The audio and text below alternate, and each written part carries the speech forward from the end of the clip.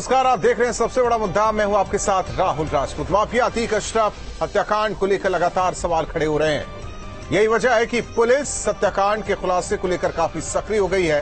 Police ने प्रयागराज के Colin अस्पताल में क्राइम सीन का रिक्रिएशन किया गया और हत्याकांड से जुड़े तमाम कड़ियों को जोड़ा गया। इस दौरान न्यायिक आयोग, एसआईटी और फॉरेंसिक की टीम मौजूद रही। क्राइम सीन रिक्रिएशन के जरिए ये जानने की कोशिश की गई कि कैसे तीनों हमलावरों ने मीडिया कर्मियों और तमाम पुलिस कर्मियों के बीच अतीक और अशरफ को मारा था।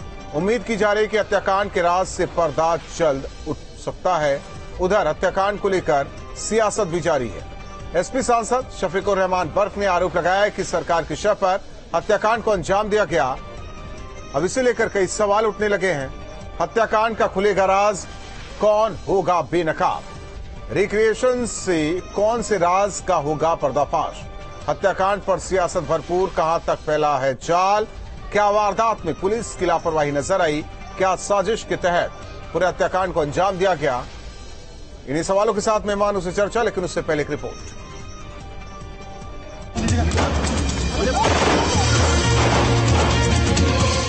अतीक अशरफ की हत्या का खुलेगा राज। असली हत्यारों का चेहरा होगा बेनकाब। क्राइम सीन के रिक्रिएशन के बाद कई सवाल। माफिया अतीक अशरफ के असली हत्यारों के चेहरे पर से पर्दा जल्द हट सकता है। पुलिस ने हत्याकांड की जांच तेज कर दी है। गुरुवार को क्राइम सीन को रिक्रिएट किया गया। प्रयागराज के जिस कॉल्विन हॉस्पिटल में अतीक और अशरफ की गोली मारकर हत्या की गई थी, वहां पर इस वक्त जो न्यायिक आयोग का गठन किया गया है, न्यायिक आयोग की टीम यहां पर पहुंची हुई है और साथ में एफएसएल की भी टीम है। देख सकते हैं कि जिस न्यायिक आयोग का गठन किया गया था उसके जो सदस्य हैं, जिसमें 2 रिटायर्ड जज हैं और एक पूर्व आईपीएस हैं, वो इस वक्त घटनास्थल पर पहुंचे हैं और घटनास्थल का न्यायिक आयोग की टीम के द्वारा मुआयना किया जा रहा है। क्राइम सीन रिक्रिएशन के दौरान न्यायिक आयोग की टीम, एसआईटी और फॉरेंसिक की टीम प्रयागराज के कॉल्विन अस्पताल में मौजूद रही। जिस तरीके से अतीक और अशरफ की हत्या की गई थी, ठीक उसी तरह से पूरे क्राइम सीन को रिक्रिएट किया गया। सबसे पहले माफिया ब्रदर्स की तरह कपड़े पहने 2 शख्स को लाया गया। अतीक अशरफ के शूट आउट का सीन रिक्रिएट करते हुए दोनों को पुलिस की गाड़ी से उतारकर अस्पताल के अंदर लाया गया। जैसे ही अतीक अशरफ को लाया गया, उसके बाद ठीक उसी तरह से तीनों हत्यारों ने उन्हें गोली मारी। अतीक अशरफ हत्याकांड के क्राइम सीन रिक्रिएशन के बाद पुलिस की भूमिका को लेकर भी कई सवाल खड़े हो गए हैं। सवाल ये है कि क्या वारदात के वक्त पुलिस ने बड़ी लापरवाही बरती? काफी करीब होने के बाद भी पुलिस शूटर्स को भाप क्यों नहीं पाई? सीन रिक्रिएशन में ये साफ हुआ कि हत्याकांड के वक्त पुलिस अपनी जिम्मेदारी को ठीक से निभाते हुए नजर नहीं आई थी। इसी तरह के सवालों ने सियासतदानों को अपनी सियासत चमकाने का मौका दे दिया है। हत्याकांड को लेकर एसपी सांसद शफीकुर रहमान बर्क ने सरकार की शर्त पर हत्या का आरोप लगाया और कहा कि सरकार 2024 के लिए माहौल बना रही है। ये कहना है कि वो किसी और के बगैर नहीं मरे, वो जिससे भी जैसे मरा, जबकि जुडिशियल कस्टडी में आए थे वो यहाँ, तो इनकी जिम्मेदारी थी जिस काम से यहाँ पर भेजा गया था। बहरहाल इस टाइप के केसेज को भी हो, छोटा हो बड़ा हो, तो कोर्ट हमारी इसलिए है, यही काम कोर्ट चाहे फांसी पे लटकावे। लेकिन ये अभी नहीं, जेल में होते हुए अभी तक उस पर कोई एक्शन वैसा तो नहीं हुआ, बल्कि ये काम करा दिया कि उन्होंने ला के मरवा दिया। अतीक अशरफ की हत्या को लेकर एआईएमआईएम प्रमुख असदुद्दीन ओवैसी पहले ही सवाल उठा चुके हैं। उन्होंने इसके लिए प्रदेश की कानून व्यवस्था की नाकामी बताई थी और कहा था एनकाउंटर राज का जश्न मनाने वाले भी इस हत्या के जिम्मेदार हैं।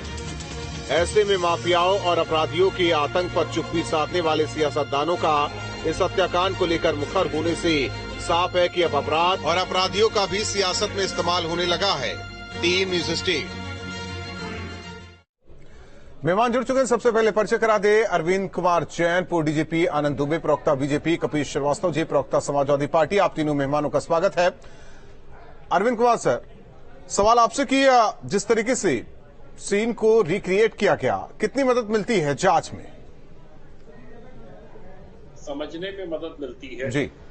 किधर से अपराधी आए, किधर से गोली चलाई गई, कितना समय उसमें लगा, अपराधी आकर पहले से कहां खड़े हुए थे, किस बीच उनको मौका मिला जब वो बाइट लेने जा रहे थे मीडिया कर्मी दोनों की, उसी भीड़ में वो एंटर कर गए।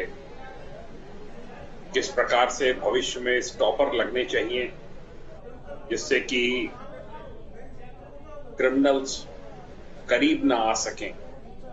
पुलिस अभिरक्षा में जो अभियुक्त हैं जिनको रिमांड पे ले रखा है, पुलिस कस्टडी रिमांड पे हैं, उनकी इस प्रकार से हत्या की कोई घटना भविष्य में ना हो, इसके लिए लेसन्स ड्रॉ किए जा रहे हैं और समझा जा रहा है कि कहां पर चूक हुई और किस प्रकार से इस प्रकार की घटनाओं को भविष्य में रोका जा सकता है। ये पूरे देश की पुलिस फोर्सेस के लिए, इंटेलिजेंस एजेंसीज के लिए एक सबक होगा। क्या इसमें ये भी जांचा गया होगा कि क्या पुलिस किसी एक बिंदु पर नाकाम रही? क्या इससे भी देखने की कोशिश की गई होगी? पुलिस तो नाकाम रही है, इसमें ये कोई दो राय नहीं है। पुलिस कस्टडी में हत्या होना एक नाकामी ही है जी। एक प्रश्न चिन्ह लगाती है। तो इसकी पुनरावृत्ति ना हो, इसके लिए भी जुडिशियल कमीशन अपनी फाइंडिंग्स देगा। जो एसआईटी है इसमें 3 लोग हैं, वरिष्ठ अधिकारी हैं, वो भी इसमें पूरी छानबीन कर रहे हैं कि किस किस की लापरवाही हुई। आपने देखा अभी इंस्पेक्टर शाहगंज और 4 और लोग निलंबित किए गए, उनकी लापरवाही पाई गई, औरों की भी पाई जाएगी तो उनके खिलाफ भी कार्रवाई होगी।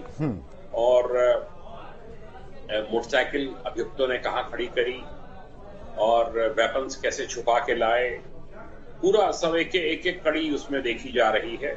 और जहां पर भी कोई थोड़ा सा लूज एंड्स हैं, उन कड़ियों को जोड़ने का भी प्रयास इस सीन रिक्रिएट से जो किया गया है उससे किया जा रहा है। ठीक, आनंद दुबे, सवाल आपसे है क्योंकि जिस तरीके से बयान आपने सुना, शफीक उर रहमान बर्क सांसद हैं समाजवादी पार्टी की, 24 के लिए ये किया गया है।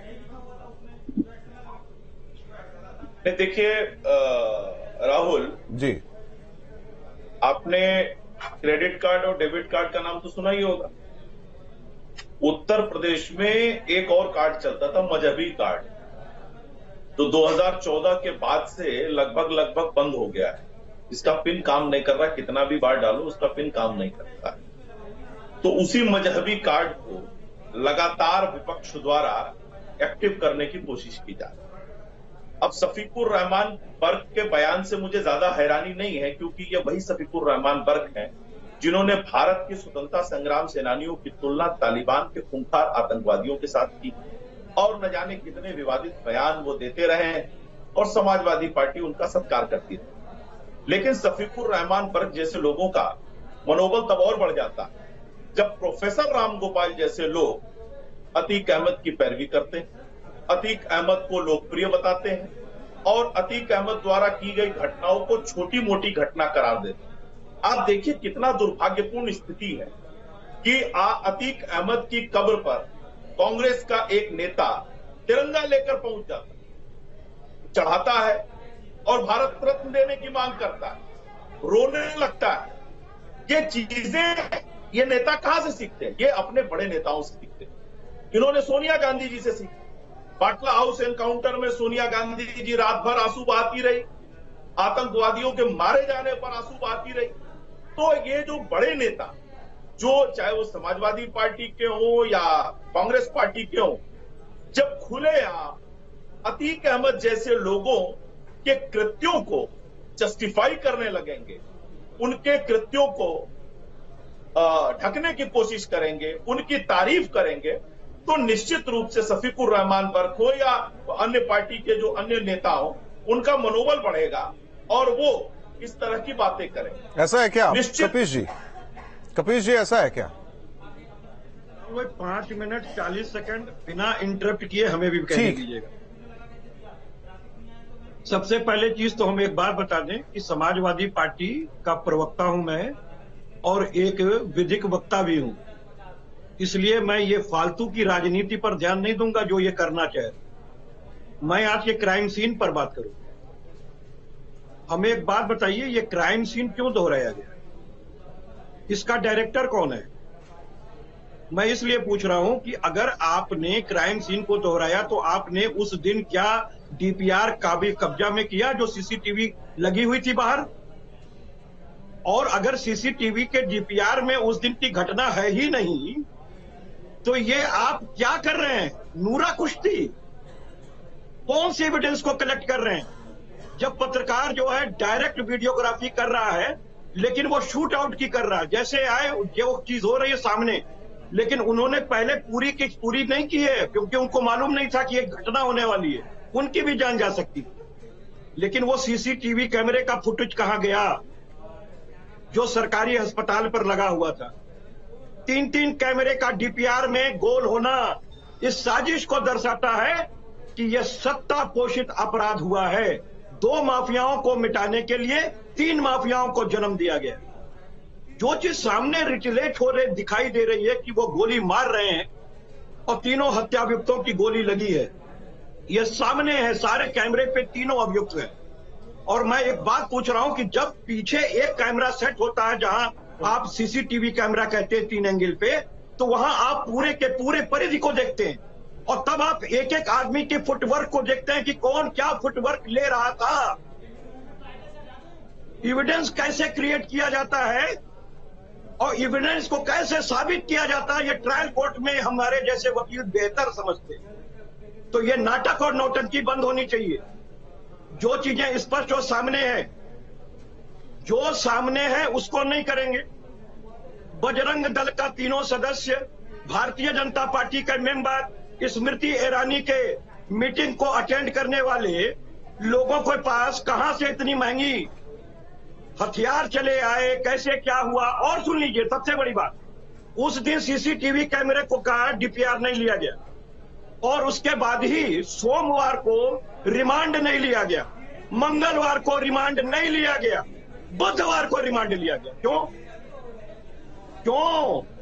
अगर आप सेम डेट पे नहीं रिमांड पा सकते थे क्योंकि उस दिन कोर्ट बंद थी, रिमांड मजिस्ट्रेट केवल एक मजिस्ट्रेट बैठा था, उसको पावर अगर नहीं थी तो आपको मंडे को लेना चाहिए था। आपने ट्यूसडे को नहीं लिया, आपने बुधवार को लिया। यानी ये एविडेंसेस को मिटाने के लिए किसको और कौन समय दे रहा है? इन सारी गुत्थियों पर जांच होनी चाहिए। और मैं कह रहा हूं बीजेपी के प्रवक्ता जवाब दे दें। सुप्रीम कोर्ट के निगरानी में सीबीआई इंक्वायरी सेटअप हो, जिसकी मुख्य न्यायमूर्ति DY चंद्रचूड़ साहब से विनती है, ठीक है कि वो इस केस का अपनी निगरानी में सीबीआई इंक्वायरी कराए। आपने जो सवाल उठाया आप तो जवाब ले लीजिए। कपिल जी ने कहा कि सुप्रीम कोर्ट की निगरानी में जांच होनी चाहिए, मैं एकदम सहमत हूं। मैं एक प्रश्न पूछता हूं कपिल श्रीवास्तव से, सुप्रीम कोर्ट की निगरानी में विकास दुबे एनकाउंटर की जांच हुई थी, समाजवादी पार्टी इसकी मांग करती रही, सुप्रीम कोर्ट की निगरानी में जांच हुई और सुप्रीम कोर्ट के रिटायर्ड जज उसके मेंबर थे, उसमें क्लीन चिट उत्तर प्रदेश सरकार को और उत्तर प्रदेश की पुलिस को दी गई। क्या इन्होंने इस बात को स्वीकार कर लिया? उसके बाद कोई प्रश्न उठा? ना कोई प्रश्न उठा? झूठ मत उसके बाद कोई प्रश्न उठा?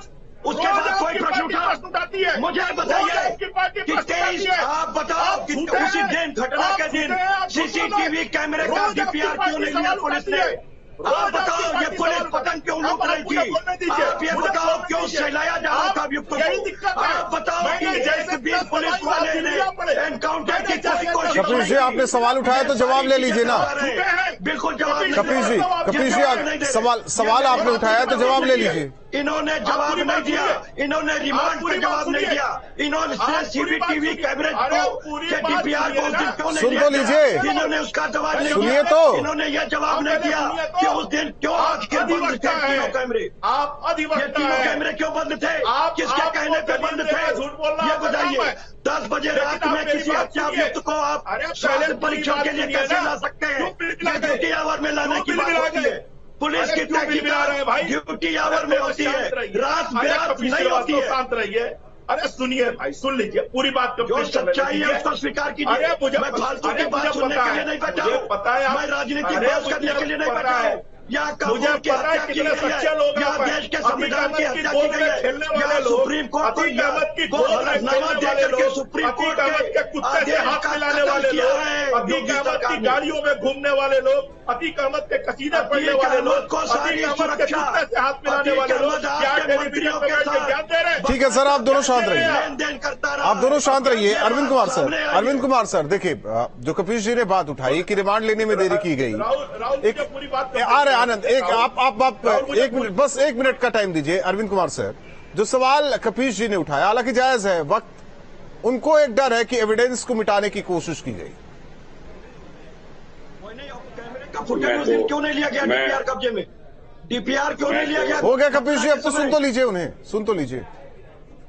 मैं तो नहीं समझता कि इससे कोई एविडेंस मिट जाएगा। एसआईटी का गठन किया गया है, एसआईटी के अधिकारी। अच्छा, वो कैमरों का फुटेज आप फिर से ला देंगे जो डीपीआर से मिटा दिया गया?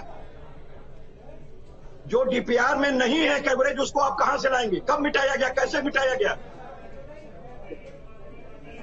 क्या बात करते हैं? बोलने तो दीजिए आप इतने बड़े कपिश जी बोलने तो दीजिए कि तुरंत नहीं करना चाहिए। बोलने दीजिए। अरे एफआईआर डिलेड होता बोलने तो है, दीजिए, उसका भी फायदा अभियुक्त बोलने देंगे आप? ये आपको पता है ना? उनको अपना पक्ष रखने देंगे, मेरे सवाल का जवाब वो देंगे, बीच में ना बोलिए कपिश जी। अरविंद सर, एसआईटी ने क्वेश्चनर तैयार किया और क्वेश्चनर तैयार करके रिमांड के लिए मूव किया गया। इस जिले से मंडे को नहीं लिया गया, ट्यूसडे को नहीं लिया गया, वेडनेसडे को लिया गया। इससे मेरा ये मानना है कि इससे केस के ऊपर एविडेंस कलेक्शन पे किसी तरह का कोई प्रभाव नहीं पड़ेगा। अगर किसी को कोई एविडेंस डिस्ट्रॉय करनी थी तो अरेस्ट के तुरंत बाद की जा सकती थी। 20 घंटे तक वो जैन साहब, अगर जिसने इनको भाई आप रुक जाइए एक है सेकंड, वो 2 दिन में विदेश चला जाए तो आप क्या कर लेंगे? नहीं बोल रहा हूँ कपिश जी बोलने दीजिए। चला जाए तो आप क्या कर लेंगे? इसको मछली बाजार बना रहे हैं, बोलने तो दीजिए। अरविंद सर, सच्चाई है, उसको स्वीकार कीजिए। मैं इसका मतलब ये नहीं है कि मैं बोल नहीं रहा हूँ तो जैन साहब, मेरे मुंह में इस बात को स्वीकार कीजिए। ना, मैं आपसे डरने वाला नहीं हूँ। ना, इसको मत सोचिएगा, कतई मत सोचिएगा। 2 दिन में अगर मुख्य अभियुक्त जिसने ये कांड करवाया है वो विदेश चला जाए तो आप क्या करेंगे? आप एसआईटी का क्वेश्चनर बनवाएंगे? कपिश जी, आपको बहुत डर है। 5 दिन क्वेश्चनर बनाने में लगता है। आपको बहुत सारी चीजें, बहुत डर है, बहुत डर है, हर चीज को लेकर आपको डर है। बनाने में लगता है। आनंद 5 दिन क्वेश्चनर बनाने में लगता है। अरे पुलिस की अक्षमता आप पैदा कर रहे हैं, आप पुलिस की नाकामयाबी को छिपा रहे हैं, आप सत्ता को अहमद के जाने की पीड़ा है जो कपिल श्रीवास्तव और समाजवादी पार्टी कानून की धज्जी, कानून का रखवाला नहीं उड़ा इनका लल्ला चला गया भाई, मैं अपने कानून की धज्जियां उड़ते नहीं देख सकता।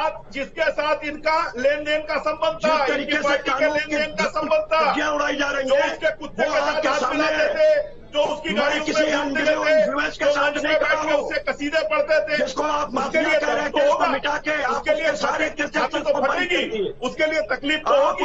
उसे सारे केसेस से बरी कर दिए। अरे सुनिए, आप जिसे माफिया कह रहे के मुकदमे वापस लेने वाले लोग, बरी कर दिए, आतंकवादियों की पैरवी करने वाले लोग, पोषित अपराधियों को बचाने के लिए लोग, बताइए ना, सत्ता पोषित अपराधियों को बचाने के लिए किए। मुझे बताइए ना, जब नोएडा सत्ता पोषित अपराधियों को बचाने के लिए किए, चेयरमैन को घर तक सत्ता पोषित अपराधियों को बचा रहे हैं, वहां नौटंकी हो रही थी, अगर से उठाई गई, उनके साथ बलात्कार हुआ, केस नहीं दर्ज हुआ। कपिश जी, 1 मिनट, आनंद, एक मिनट, कपिश जी, क्या आपको ये लगता है कि सच सामने नहीं आएगा? नहीं आएगा।